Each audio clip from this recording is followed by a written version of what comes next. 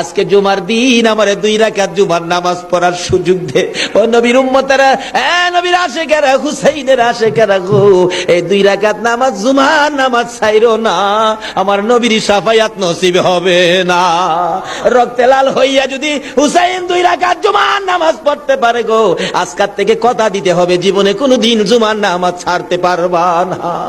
জুমার নামাজ আদায় করতে সময়টুকুন দিলে নামাজ শুরু করে দিলেন, রুকু সিজদার কাজ শেষ করে তাশাহুদে বসে সালাম ফিরানের আগ পর্যন্ত কাছাকাছি বসে বসে এই যে সৈন্যরা নামাজের ভিতরে প্রত্যক্ষদর্শীরা বলেন এক একটা করে তীর মারে হুসাইনের গায়ে।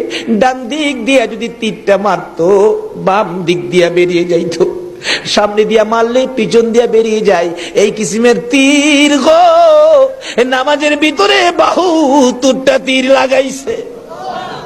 হুসাইন সালামটা ফিরাইয়া নানা গো কইয়া কালতে কালতে জমিনে গড়াগড়ি শুরু করে দিলে।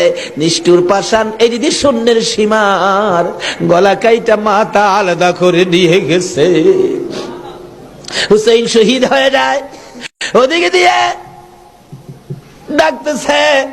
মুহররমের 10 তারিখ সন্ধ্যা যখন হয়ে গেল, উম্মে সালমা বলেন আমি মাগরিবের পর থেকে শুনতেছি নবীর রওজার চারপাশে কে যেন হাউ মাউ করে কাঁদতেছে। মনে বড় অশান্তি, কিসের কান্দার আওয়াজ? দৌড়ায় যাইলাম, যাইয়া দেখি কোনো মানুষ দেখি না, কে যেন কান্দে। এসারে নামাজ পড়ে আমি উম্মে সালমা ঘুমের ঘরে ঘুমিয়ে গেলাম। এমন সময় দেখি আল্লাহর বন্ধু কাঁদতে কাঁদতে কোত্থেকে যেন আসতেছে। কাছাকাছি আসার পরে দেখি আবার রাসূলের গায়ে রক্ত মাখা মাটি দেখা যায়। উম্মে সালমা বলেন হুজুর কেন কান্দেন রক্ত মাখা মাটি শরীরে লইয়া? আমার নবী বলেন উম্মে সালমা রে, বোতলের মাটির দিকে তাকাইয়া দেখ, বোতলের মাটির অবস্থাগুলো দেখ। উম্মে সালমা বলেন তাকাইয়া দেখি বোতলের মাটি লাল হয়ে গেছে।